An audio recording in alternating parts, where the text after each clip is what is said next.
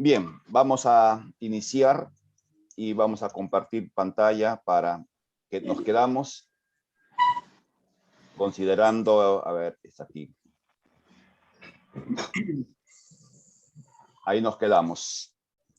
La fidelidad, hablamos acerca de la fidelidad, la necesidad de ver y entender que la fidelidad no son palabras. No, uno puede decir, yo soy fiel y inclusive pudiera decir en mi corazón hay fidelidad, pero la fidelidad no se dice, se ve en la acción, en la responsabilidad, en la puntualidad, en el cumplimiento de los compromisos adquiridos, no solo con los asuntos de la iglesia, sino en toda área de nuestra vida. La ética cristiana no es la ética dentro de la iglesia. Si bien la carta a los Corintios trata de la ética dentro de la congregación, pero esa conducta dentro de la congregación tiene que traspasar los límites de la congregación, del templo donde congregamos, y debe verse en nuestra vida cotidiana. Por eso no pensemos que estamos hablando de la ética del cristiano en la iglesia, sino la ética del cristiano. Ética cristiana en todos los ámbitos de nuestra vida. Avancemos y veamos la siguiente pauta. Reconocer que Dios es el que conoce el corazón de cada uno de los servidores, por tanto, no. Yo creo que vimos esto, ¿no? Sí. ¿Por qué no dicen nada? Pensé que estaba haciendo un repaso. La 17. Vamos a ver. Ya, 17 aquí creo, sí. pastor. Ahí nos quedamos. ¿Qué tenemos que hacer? No juzgar antes de tiempo.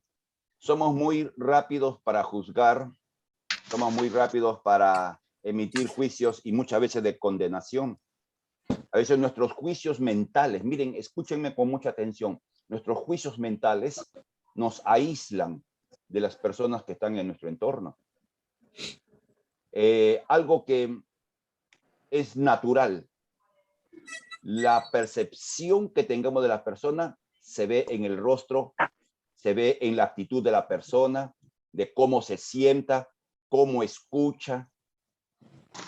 Es típico, por ejemplo, que alguien, déjeme un momentito para ver esto, para poder, cuando a alguien se conoce de que no está tomando atención, o que está escuchando pero no está oyendo, cuando cruza los brazos y pone un rostro, ¿no? El rostro habla.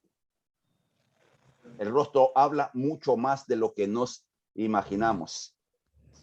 Entonces, no solo tiene que ver, ¿no?, con lo que uno dice que tiene en el corazón, sino también con lo que nosotros tenemos que mostrar en nuestra vida cotidiana. Entonces, el juicio que podemos hacer a las personas, otros lo van a ver.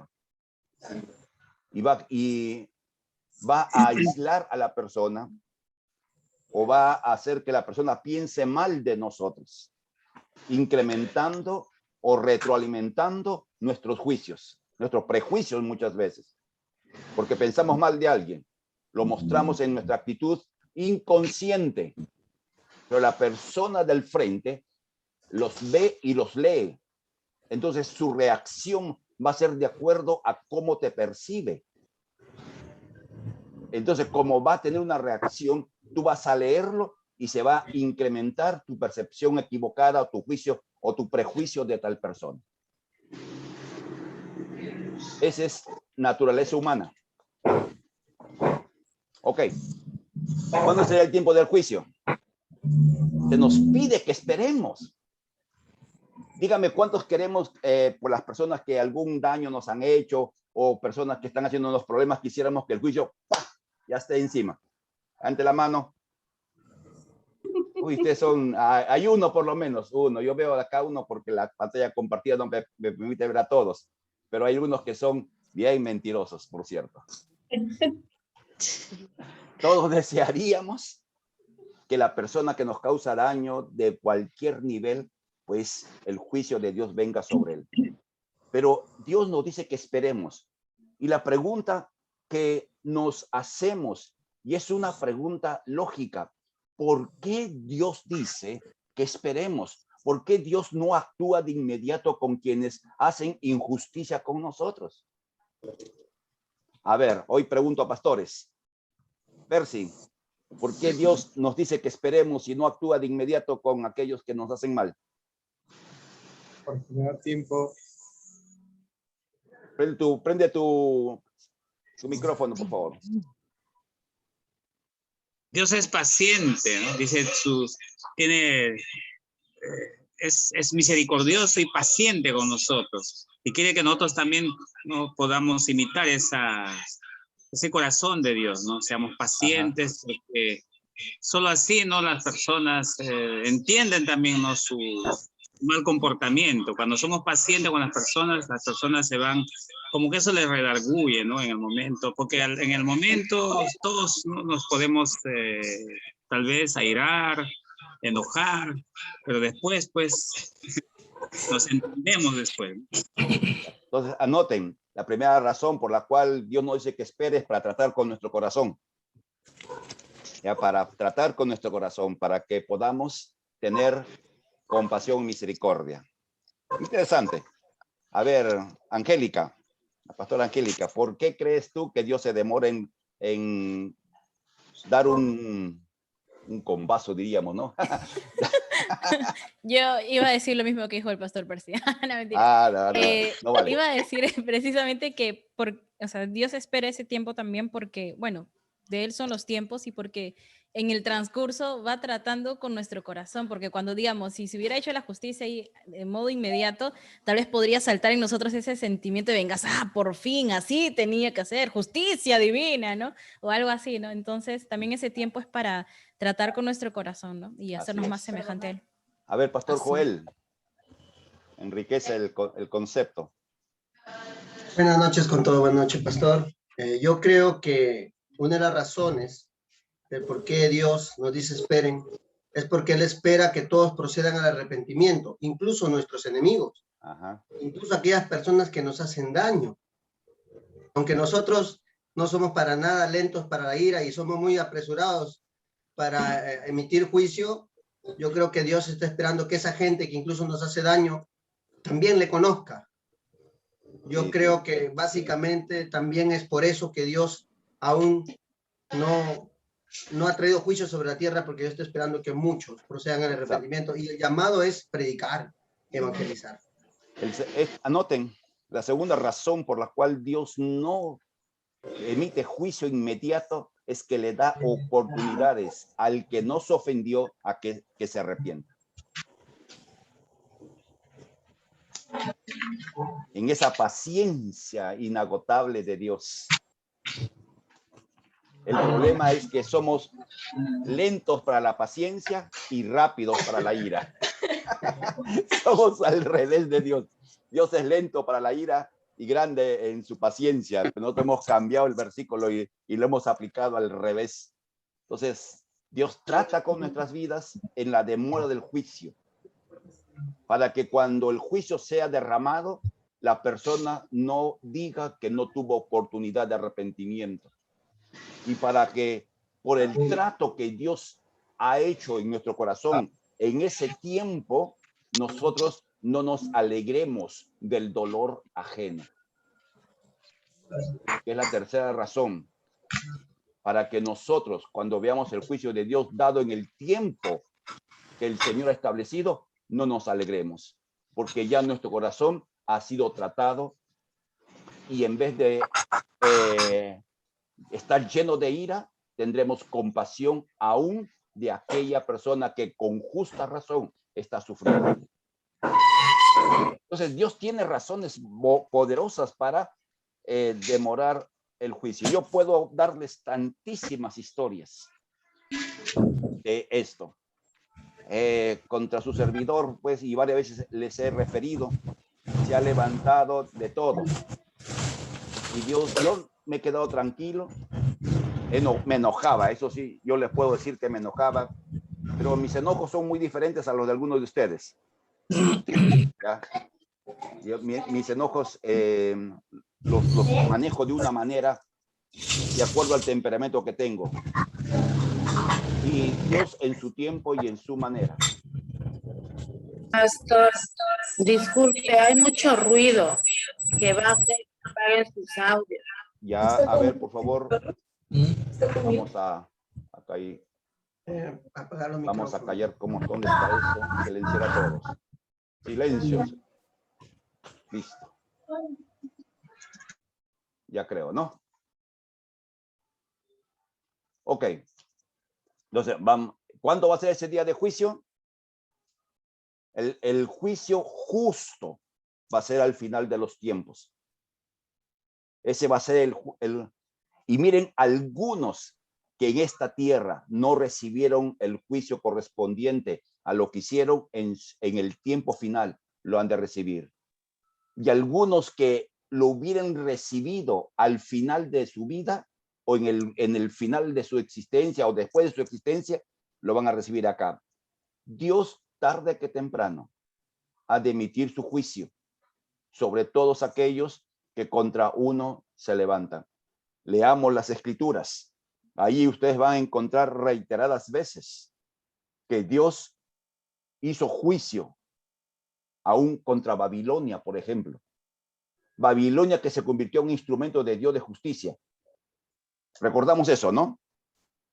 Babilonia fue quien invadió la tierra de Judá, mató, barrió a un rey, le hicieron ver cómo asesinaban a todos sus hijos y después le hicieron ciego. Eso está escrito. Es historia en los últimos capítulos del segundo libro de Crónicas.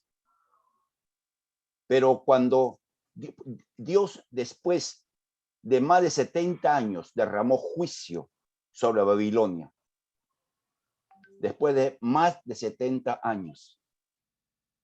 Así que, amados hermanos, usted tranquilo. Tranquilo si es que por allí tiene su adversario, su enemigo. Entonces, veamos 1 Corintios 4, del 6 y 7. Hermanos, les hablo de estas cosas por su propio bien y poniendo como ejemplo a Apolo y a mí mismo.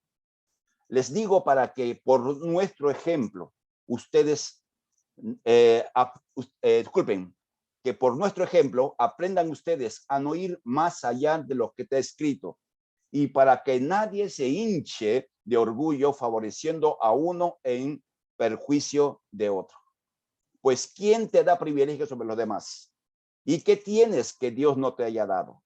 Y si Él te lo ha dado, ¿por qué presumes como si lo hubieras conseguido por ti mismo? Aquí encontramos algunas pautas de conducta para todas las áreas de nuestra vida. En primer lugar, Pablo se pone como ejemplo. Pablo él mismo se pone como ejemplo y dice, aprendan de mí, de no ir más allá de lo escrito. ¿Qué ejemplo debemos dar a los que tenemos el privilegio y responsabilidad de servir? A ver, permítame para preguntar. Estas son preguntas que queremos que respondan. A ver, Anita Villanueva, ¿qué has puesto tú? Pastor, ¿me escucha? Sí, sí. Sí, yo he puesto que debemos servir como Jesucristo.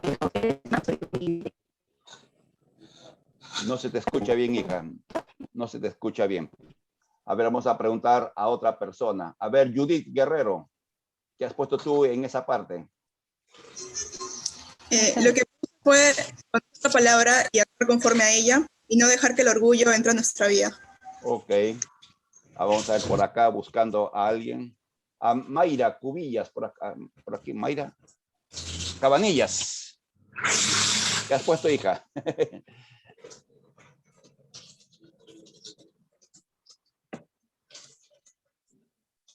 Prende tu audio. No te escucho.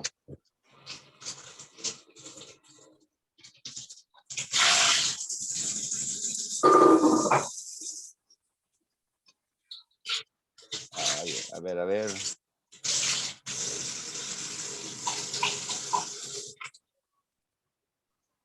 No puedes prender tu audio. A ver, el que está encima de ti, Adrián. ¿Qué has puesto tú? ¿Qué tal? Buenas noches, pastor. Puse que debemos servir de una manera correcta y seguir las pautas que se nos dice pues, en el libro, ¿no? En la Biblia, ¿no? O sea, dar ejemplo de que realmente estamos cuidando lo que se nos dio. Ok, ¿cierto? ok. Sigamos avanzando, porque si no la hora nos va ganando. El privilegio y responsabilidad de ser ejemplos dignos de imitar. Que las personas puedan ver en nuestros códigos de conducta ejemplos dignos de imitar. Ahora, algunas veces vamos a fallar, amados. Algunas veces vamos a dar un ejemplo poco digno. Otras veces vamos a dar mal ejemplo. ¿No? Como algunos recordarán, de aquí a ver si algunos fueron testigos presenciales en 2 oportunidades en que su servidor perdió los papeles en la reunión. Para mí es clarísimo, yo recuerdo muy bien cuando estábamos en el templo y habíamos invitado a un hermano a que venga a enseñar sobre música y no llegaba y al final yo estaba ya cruzado con gorila. ¿No? Y fui tosco, yo recuerdo que fui tosco. Pero llegó, pastor. Me desconocí.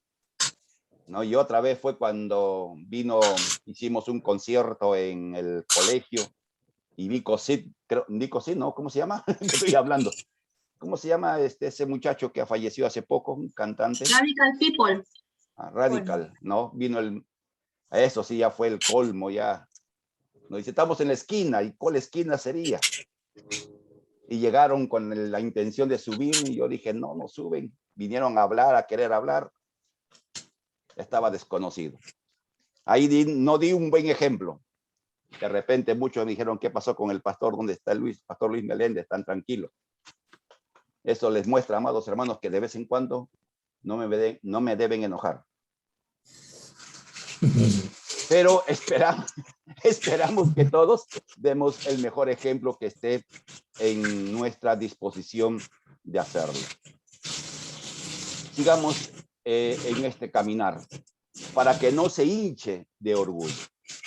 ¿Cuál es el peligro cuando actuamos desde nuestro punto de vista personal?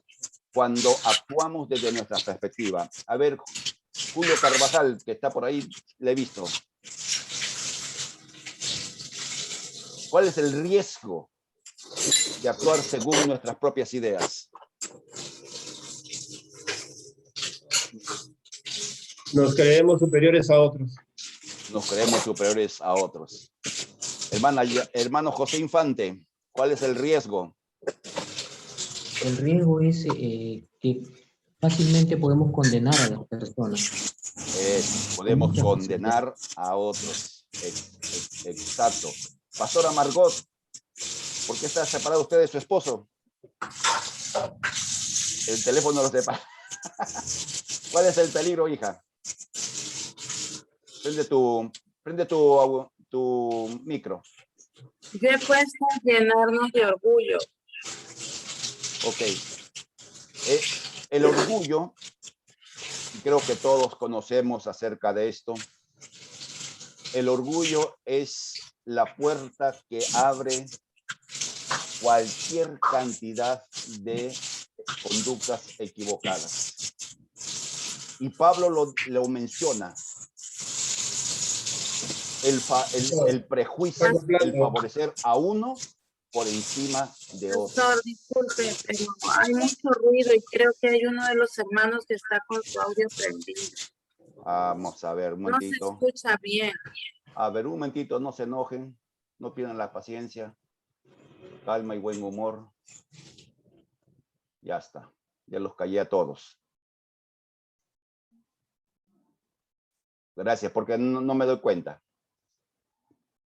El orgullo primero y vamos a avanzar porque si no nos vamos a quedar hasta mañana, es ser prejuicioso.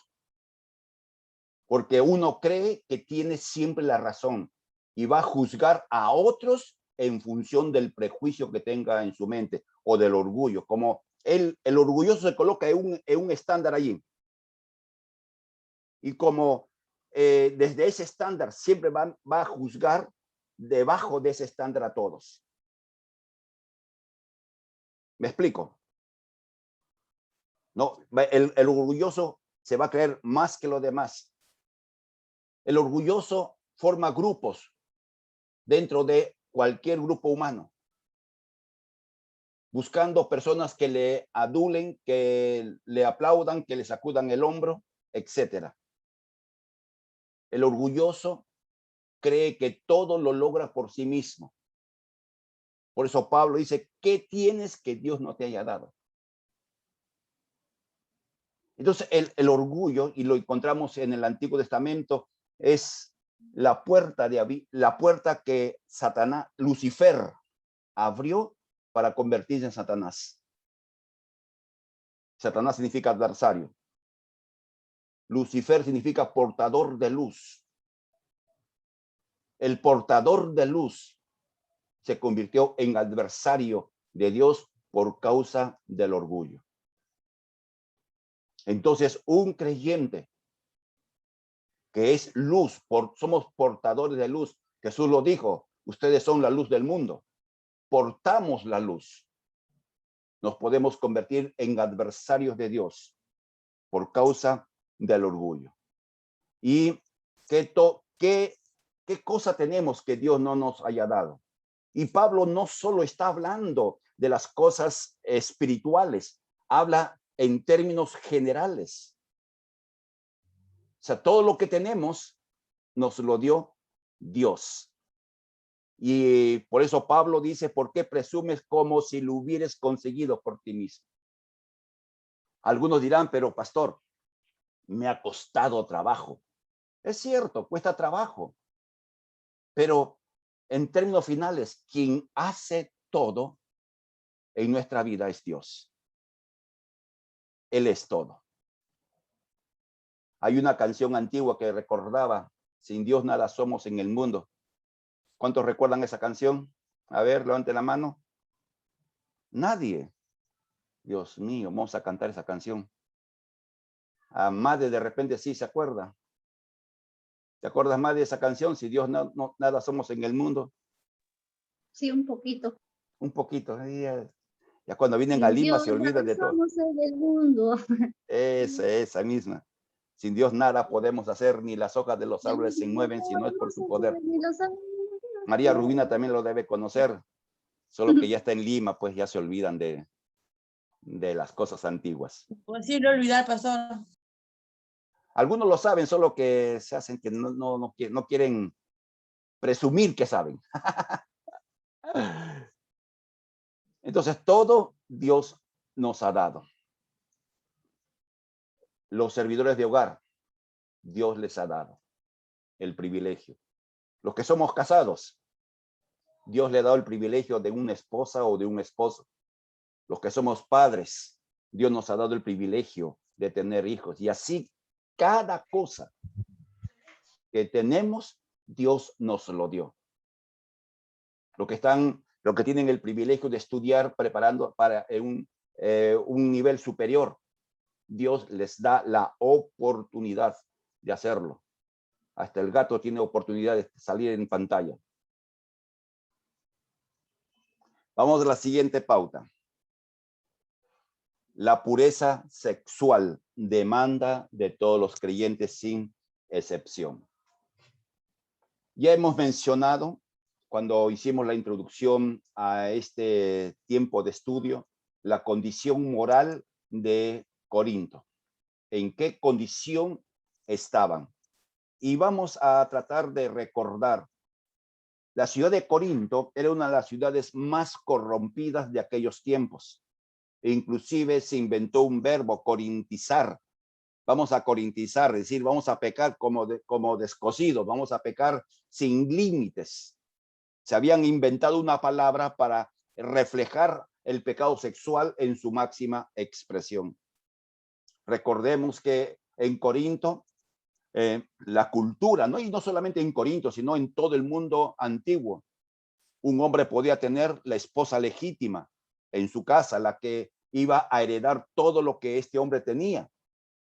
Podía tener una mujer para el placer dentro de su propia casa. O sea, tenía la esposa y la amante dentro de casa. Y podía tener, y aparte de ello, había la prostitución común y corriente que se ve en todo tiempo, y la prostitución sagrada. Y nadie podía reclamar a un hombre que por qué se metía con otra mujer. Porque era normal. Normal. Y en esa cultura, como dijimos, también entra el mensaje del evangelio y confronta la cultura con la verdad de Dios. La pureza sexual del soltero y del casado. Entonces, con esto veamos Mateo 24:12. ¿Cuál es una de las señales de los últimos tiempos? A ver, Sofía, que de aquí te estoy viendo. ¿Qué has puesto tú? La maldad. La maldad que se multiplica. Así es. Y que el amor. Y que el amor de muchos se enfriará. ¿Qué entendemos? La primera parte lo entendemos, ¿no?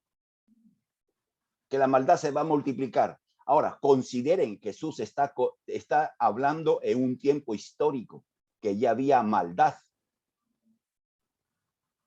Entonces, la maldad de aquellos tiempos se iba a multiplicar.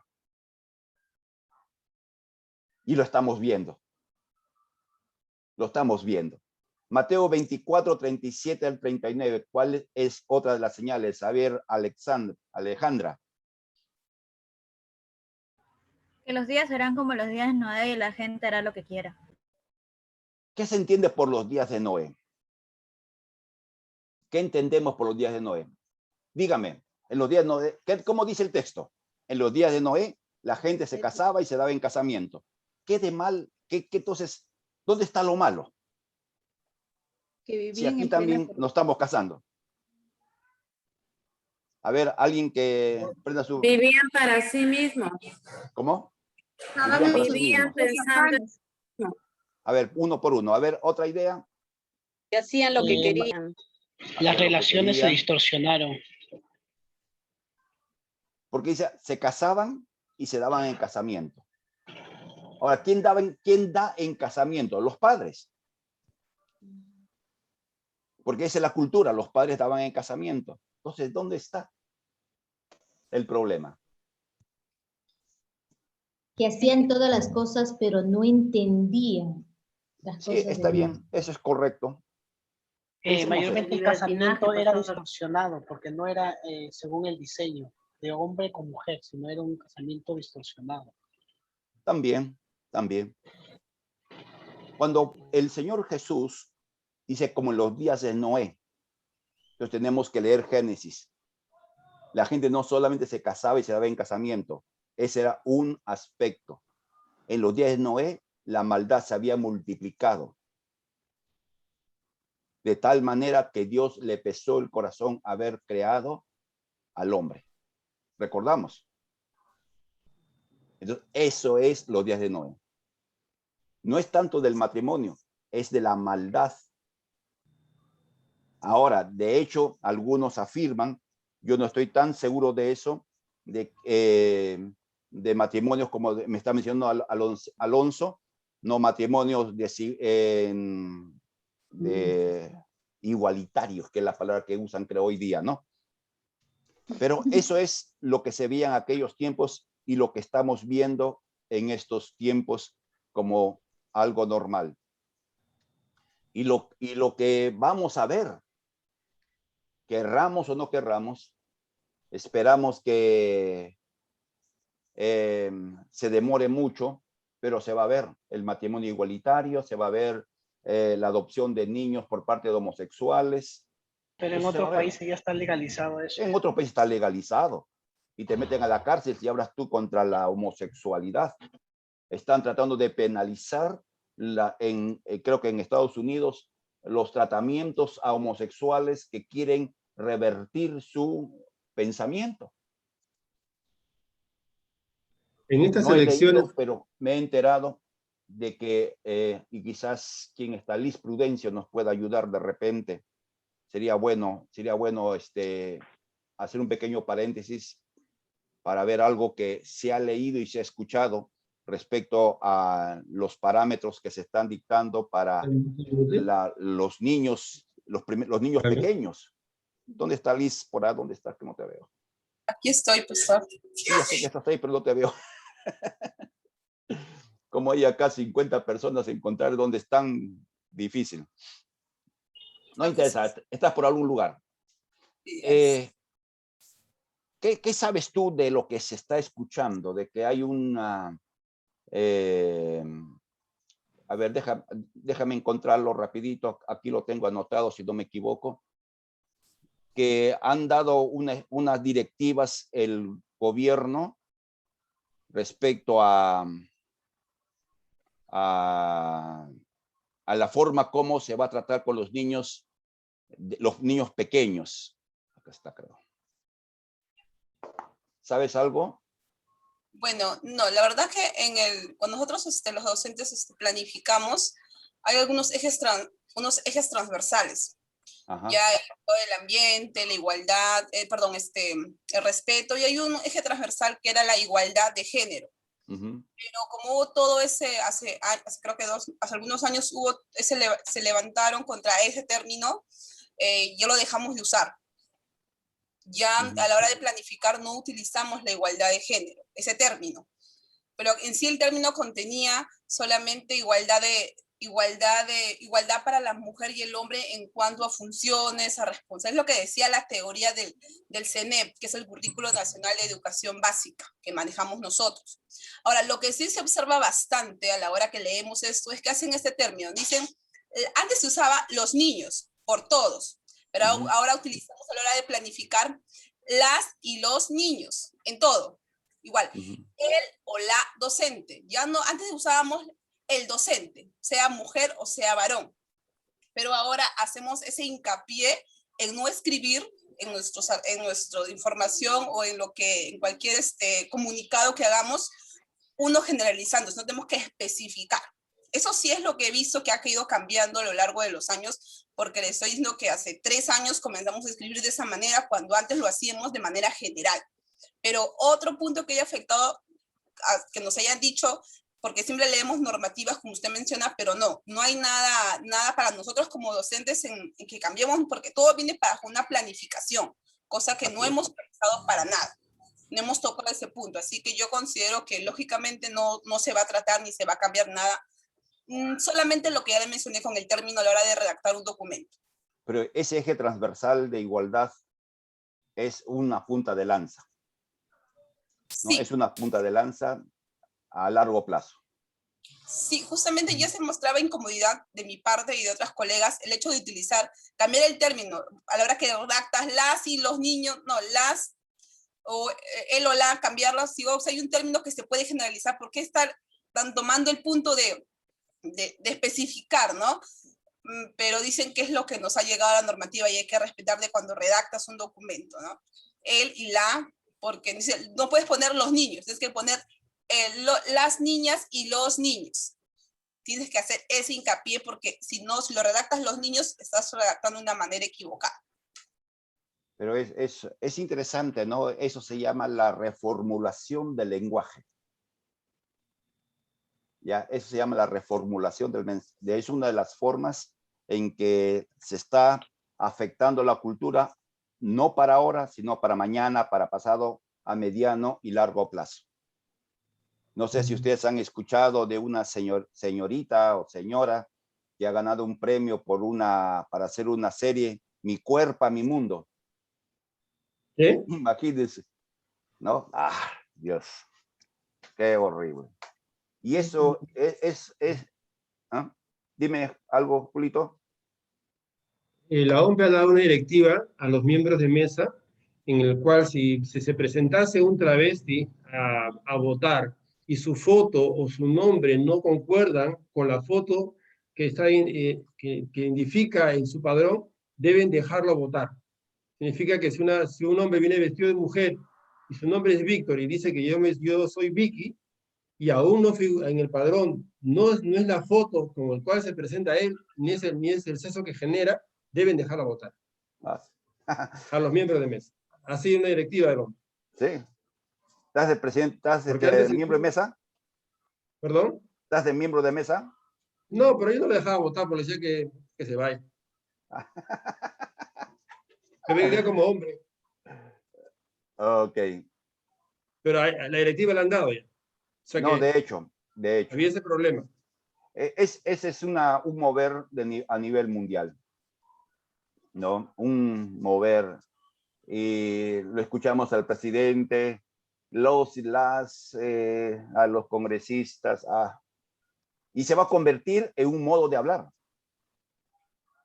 No, se va a convertir en un modo de hablar como normal, porque los usos del lenguaje van estableciéndose en la sociedad en la medida en que se va insistiendo, repitiendo.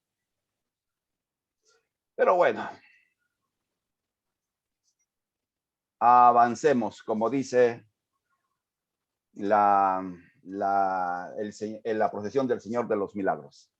Entonces vamos a tratar de entender un poquito acerca de la sexualidad según el diseño divino. Dios todo lo ha hecho bajo diseño. Todo está hecho bajo diseño. No, por favor, no prendan sus micrófonos. Ténganlo en silenciador. En silencio, que digo en silenciador. En silencio. Apagados. Todo Dios lo ha hecho bajo diseño. Y el diseño de Dios es perfecto. O sea, todo lo que Dios ha hecho en el marco original, Génesis 1 y Génesis 2, todo perfecto. Y toda la creación fue hecha para el bien del hombre. Por eso Dios le dijo a Adán, de todo lo que tú ves acá podrás comer. O sea, todo fue creado para el bien del hombre. La tierra no necesitaba ser regada. El rocío matutino lo regaba para el bien del hombre. Todo fue hecho perfecto para el bien del hombre. Satanás viene, afecta la relación del hombre con Dios, afecta la relación del hombre con su prójimo, afecta la relación del hombre con su entorno físico. Satanás ha distorsionado todo lo que Dios ha hecho, incluyendo la iglesia, incluyendo los pastores, incluyendo los hermanos. En cada cosa que Dios ha establecido, el gobierno, por ejemplo, es invento divino. El Satanás ha distorsionado para ofender a Dios con el fruto de la distorsión. Porque Dios diseña algo con un propósito.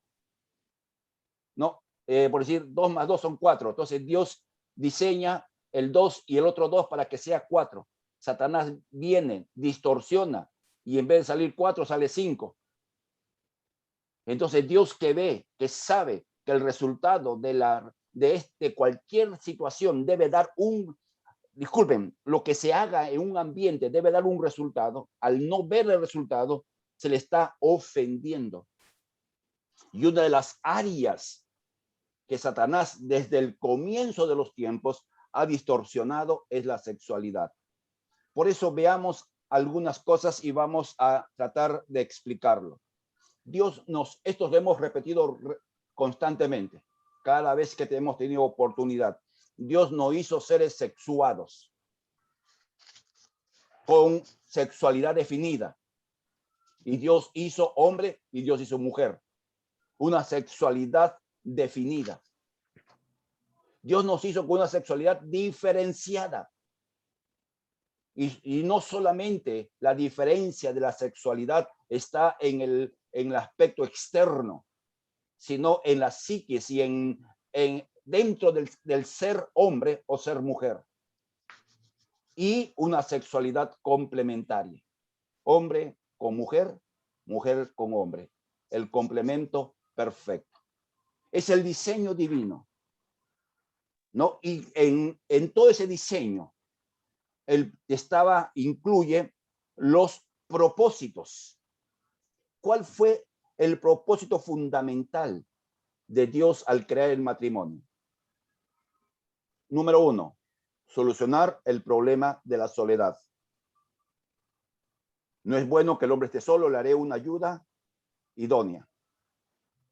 Es la primera razón, y es por eso que el anhelo de todo ser humano, con sus excepciones que nunca falta, es contraer matrimonio. Ese es el anhelo de todos. Este año 4 parejas se van a casar. No, hoy día se casó una pareja ya, por civil. Madeleine se va a casar el 26 de marzo y otras 2 parejas que se van a casar en el transcurso de los meses por delante. Eso es parte de. Entonces, lo segundo, Dios definió los límites. No, disculpen, estoy avanzando. La segunda razón por la cual Dios hizo el matrimonio es para el placer mutuo, no para tener hijos. La Iglesia Católica, Apostólica y Romana define el matrimonio como el primer fin, tener hijos. O sea, esa es la teología católica. Primer propósito del matrimonio es tener hijos. Por eso ellos se oponen a todo método anticonceptivo. Porque tienen en mente que el matrimonio es para tener hijos. Pero lo que la palabra del Señor nos enseña, y si no ustedes lean en Proverbios, en Cantar de los Cantares, es el placer. Y el ser humano es el único ser vivo que tiene intimidad sexual, no para procrear, sino para el placer. Y no hay placer humano más grande que el placer sexual. Por eso es súper adictivo. Ok. Hasta ahí quedamos. Sigamos. Dios definió los límites de la plena realización sexual. O sea, para Dios, la intimidad sexual es solo y únicamente dentro del marco del pacto matrimonial. Todo dentro del matrimonio. No antes ni fuera del matrimonio. Es decir, que debe haber una pureza sexual antes de casarnos. Y debe haber una pureza sexual estando casados.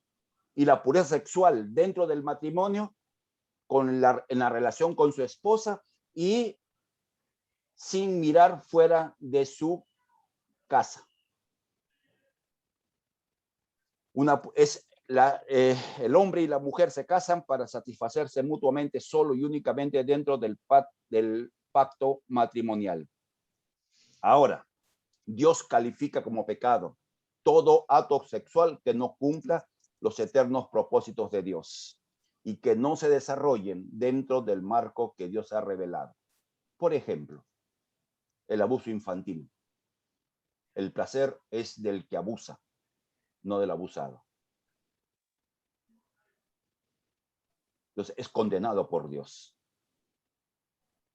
¿no? Y podríamos hacer una lista larguísima de acciones, el sexo oral, el placer para la persona que disfruta del sexo oral, no de la persona que lo hace.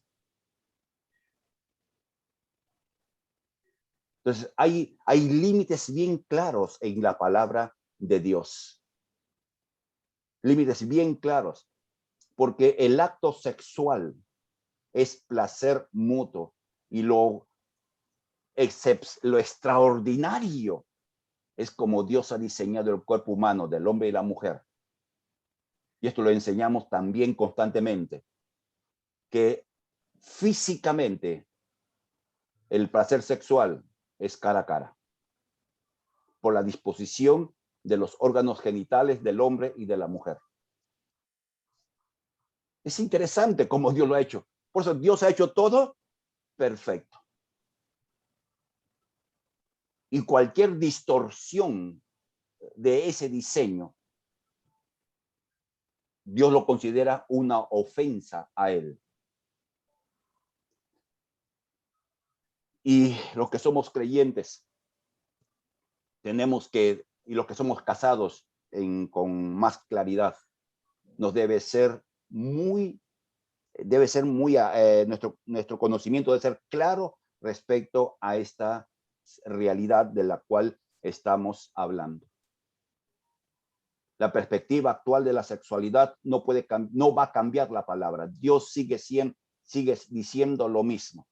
Cielo y tierra pasarán, pero mis palabras no pasarán.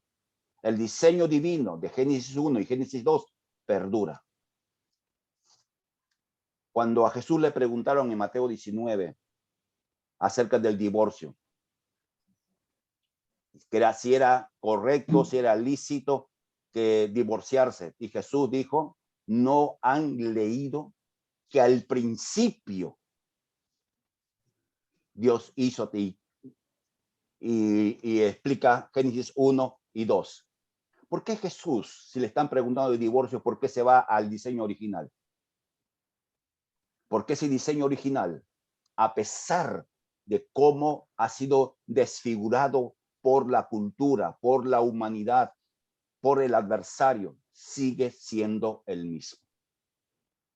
Dios no tiene un plan B para el matrimonio y la intimidad sexual. Entonces, tenemos pocos minutos. Vamos a examinar varios pasajes de 1 Corintios con respecto a lo que estamos hablando, la sexualidad. 1 Corintios 6, 12 al 20. Debemos cuidar nuestro cuerpo. Y esto es para solteros y para casados. 1 Corintios 6, 12. Se dice, yo soy libre para hacer lo que quiera con el cuerpo. Es cierto, puede hacer lo que uno quiera, pero ¿qué dice Pablo? Pero no todo conviene. ¿Qué se entiende por esta expresión? No todo conviene. A ver, hoy quiero escucharlos. A ver, Julián, ¿qué entiendes tú en esa expresión? No todo conviene. Bueno, no todo conviene. Pueda que yo haga cosas y no me favorece a mí y tampoco al prójimo. Lo conveniente es que podamos obedecer lo que Dios nos dice. Ok. A ver, Robertico, ¿qué entiendes tú por no todo me conviene?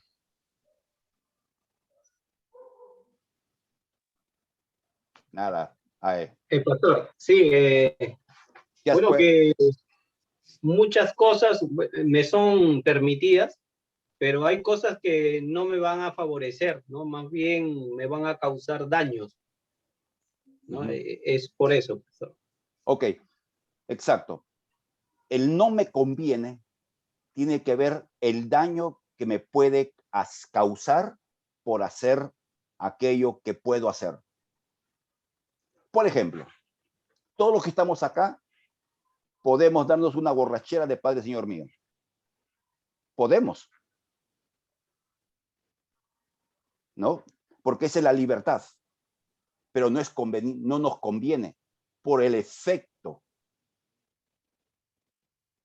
Y el efecto, primero, el testimonio. Segundo, que uno se puede intoxicar tomando. Tercero, el gasto que hace. En fin, una serie de cosas. Entonces, no es conveniente significa el efecto de hacer con mi cuerpo lo que quiero va a causar daño. Me va a dañar. Entonces, en el aspecto de la sexualidad, yo no puedo hacer con mi cuerpo lo que quiero y menos hacer con el cuerpo de quien digo amar, que es nuestra cónyuge, nuestra esposa.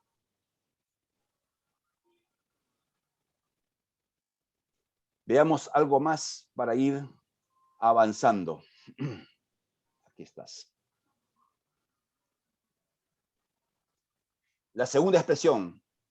Soy libre para hacer lo que quiera, pero no me debo no debo dejar que nada me domine. ¿Cuál es el límite de nuestra libertad? Es una buena pregunta. ¿Hasta dónde podemos hacer? Yo escuché a Dante Gebel una expresión que me encantó hace tiempo, y él lo usa bastante. Cuando alguien viene y pregunta, ¿será bueno que haga esto? El simple hecho de preguntar si es bueno que haga algo ya indica que no es bueno que lo haga. Porque la duda habla de lo que pudiera ser malo para una persona. Y generalmente preguntan, pues, preguntas que saben de antemano que no es saludable para la persona. ¿Qué cosa quiere hacer el adversario? Manejar la voluntad de la persona. Ese es el propósito del adversario, manejar la voluntad. Y puede manejar la voluntad de una persona por el sexo, por la pornografía, por formas inapropiadas de intimidad sexual en una pareja de matrimonio, de esposos.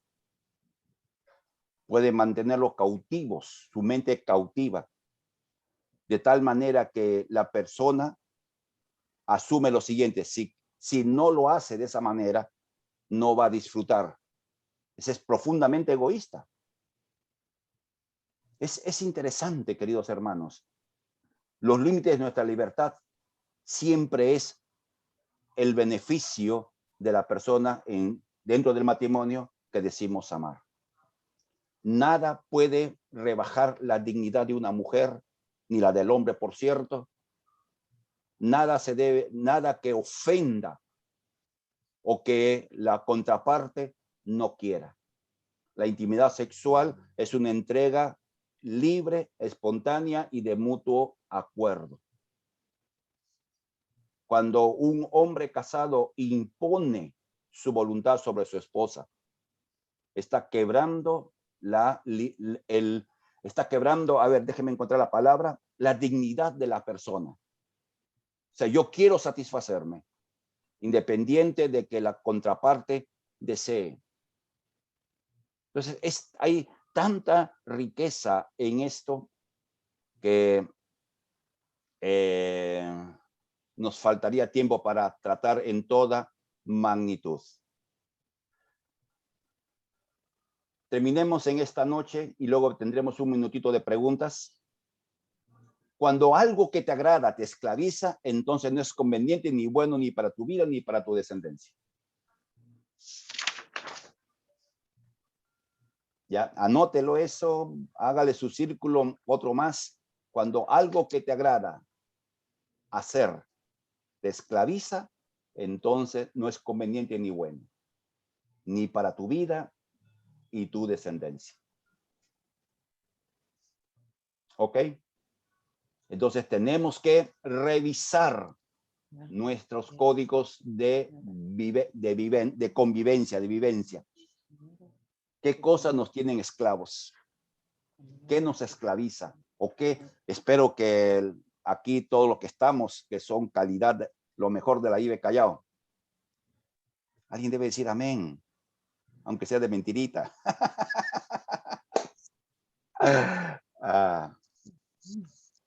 Amén. Bien, ¿alguna pregunta? Aprovechemos minutos para preguntas de lo que hemos conversado en esta noche. Pastor, ¿podría decirme en la página 19 cuál es la otra señal de los últimos tiempos? Página 19, a ver, déjame ver. Y la primera señal es la maldad y el amor. La segunda señal es el incremento de la maldad de la humanidad, como en los días de Noé, que hace doler el corazón de Dios. Gracias, pastor. Ok. ¿Alguna otra pregunta? A ver. A mí me preocupa que no hagan preguntas. Porque o entendieron todo o no entendieron nada. Yo, pastor. A ver, ¿quién es? Sofía. A ver, Sofi, dime. Pues a mí me quedé un poco pensando en lo primero, ¿no? Un poco en cuanto a nuestras conductas como servidores, que los riesgos y el ejemplo que vamos a dar, ¿no? O que damos como servidores, sabiendo también de la realidad, un poco de los misterios. ¿Y qué otros ejemplos usted podría añadir, ¿no? Que podríamos compartirlo con el grupo de servidores de acuerdo a nuestra realidad como iglesia. Ya.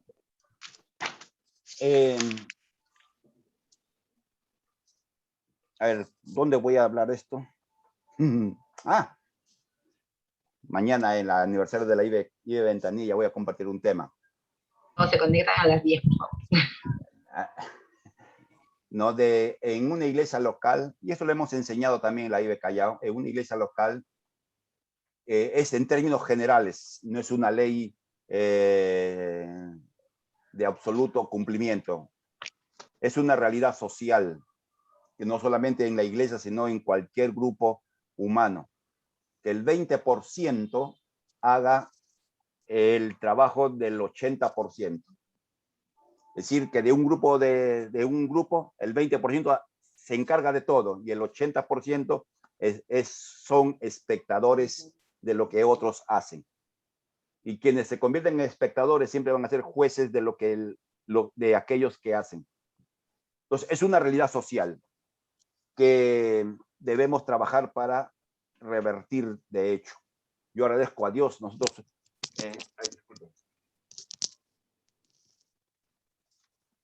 en nuestra iglesia sobrepasamos el 20%. Estamos un poquito bien, pero quisiéramos que hubieran más involucrados en el servicio activo. ¿Qué es? La clave del servicio siempre va a ser la fidelidad y la actitud del corazón con que se sirve. Son dos aspectos fundamentales. La actitud del corazón y la fidelidad. Algo más que se debiera considerar es que estamos acostumbrados a calificar los servicios en función de su lugar o de su visibilidad. No, por ejemplo, en una iglesia, ¿quiénes son los más visibles aparte del pastor? Los músicos. Los músicos, porque están allí en plataforma. Los músicos. ¿No? Los músicos, pues, los músicos son visibles. Y si el que preside es un poquito sanguíneo, mucho más. ¿No? Y a veces hay, pues, que presiden que, ay, dale, y está bien, no está mal, yo no digo que esté mal eso, en absoluto. Sencillamente es la persona más visible. Entonces la idea es que ellos son más importantes que los sugieres. Y a veces algunos músicos de otras iglesias tienen esa actitud de superioridad. Y se creen, como decimos en criollo, la divina pomada, caminan de frente, nos saludan, tienen grupo cerrado, no se abren, etc. Entonces, hacer entender que todo servicio dado a Dios es de vital importancia. Hacer ver que los hermanos que encargados de limpieza, su servicio es tan importante como la del pastor que va a predicar la palabra. La cultura nos enseña que mientras más servil sea el trabajo, menos importante es. En la cultura nuestra, el que barre por las calles, hasta pena nos da, ¿no? Y le pagan una miseria, el sueldo mínimo. Pero en el reino de los cielos es al inverso. De repente, algunos de los que somos pastores la recompensa que vamos a recibir va a ser menos de aquel hermano o hermana que nadie conoce y que está ahí en la presencia de Dios intercediendo por la obra del Señor. Entonces, algo fundamental es que nadie debe considerar que su servicio es más importante que otro, y nadie debe considerar que su servicio es menos importante que el otro. Es fundamental, ¿no? Y una cosa que debemos también enfatizar y meter en el corazón de aquellos que sirven en las iglesias locales como ustedes, es que todo servicio tiene recompensa. Nosotros trabajamos y Dios ha establecido que el obrero es digno de su salario. Entonces hay un salario. Usted saca la mano y dice, no hay nada acá. No hay nada. Es que Dios paga no cuando uno quiere, sino cuando uno lo necesita. Guarde en su corazón esto. Dios no nos paga cuando queremos, sino cuando necesitamos. Y creo que todos somos testimonio vivo de que Dios proveyó para algo que estábamos así, tuki tuki lulú, aguja, ni latas para patear había, y Dios de una u otra manera, una oportunidad de trabajo, etcétera. Hoy día a veces nosotros ese tipo de casualidades lo llamamos qué buena suerte, lechero que soy. No, es recompensa. Es un ahorro. Claro, cuando servimos estamos ahorrando. Por eso, ¿qué dijo Jesús? Hagan tesoros, ¿dónde? En el cielo. En el cielo, donde el ladrón no entra, donde no se apolilla, etcétera.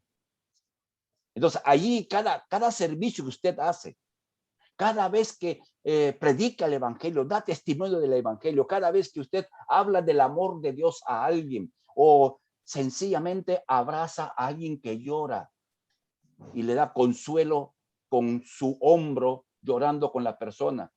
Uno dice, pero eso ¿qué tiene que ver? Mucho más de lo que nos imaginamos. Recordemos a Jesús cuando llegó a la casa de Lázaro. Y Jesús dice, delante de la tumba, ¿qué hizo? ¿Qué pasó con Jesús delante de la tumba? Lloró. Lloró. ¿Y qué decían la gente? ¿Qué dijo la gente? ¿Cómo lo ama? ¿Cómo ama? O sea, el simple llorar era un testimonio para la gente. O sea, todo lo que hacemos es un servicio. Y todo lo que hacemos tiene recompensa. Por eso muchas veces me han escuchado las damas aquí, las amas de casa. Ustedes no cocinan para los gavilanes que tienen en su casa. ¿Ya? Usted no cocina para los hijos que parecieran que no tienen fondo algunos de ellos. Yo imagino a Anita Villanueva que tiene puro varones, ¿no? Nunca se llenan esos muchachos. 3 horas de cocinar para 20 minutos de que lo comen todo. Nada, pastor, ya no. Nada, ustedes, pastor, ya no sé damas? ni qué voy a hacer ya. Así es, eso es lo que ocurre con mucha frecuencia. La cultura ha enseñado que el cocinar es un trabajo. Porque dice, ¿cuál es su ocupación? ¿Cuál es su trabajo? Le preguntan a la dama. Ama de casa. ¿Qué hace la ama de casa? Lava, plancha, barre. No es trabajo. Es ministerio.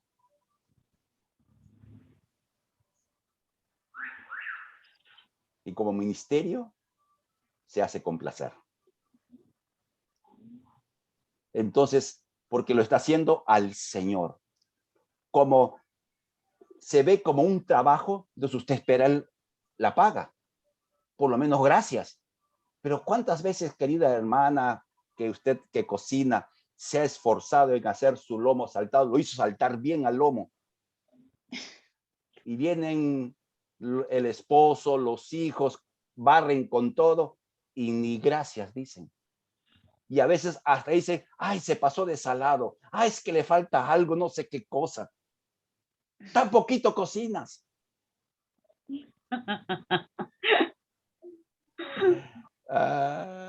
Estoy hablando de los hijos también. ¿Saben? Usted se siente mal en no recibir lo que piensa que es el salario de lo que usted hace. Pero si lo ve como ministerio, poco importa lo que diga, la conducta de los comensales. Usted lo hizo para el Señor. Ay, pastor, qué linda enseñanza. No es así. ¿A qué hora el Señor visitaba a Adán y a su mujer? ¿A qué hora? Al mediodía. Al mediodía. ¿Qué hay al mediodía? Sol. Almuercito. El richie, el combo, la comida. ¿No? Entonces, yo tengo esta imaginación, queridos hermanos. Yo tengo esta imaginación media loca, por cierto, pero que Dios iba a pasar a hacer revisión de calidad. ¿Qué ha cocinado a la dama hoy día? Arroz internacional. Arroz a la cubana, eco. Lo que hay con lo que no hay. Exacto. ¿Saben ustedes que en Cuba no existe el arroz a la cubana? ¿Por qué se le llama así? En Italia no hay mondonguito a la italiana. El chaufa no existe en otros países que no sea el Perú.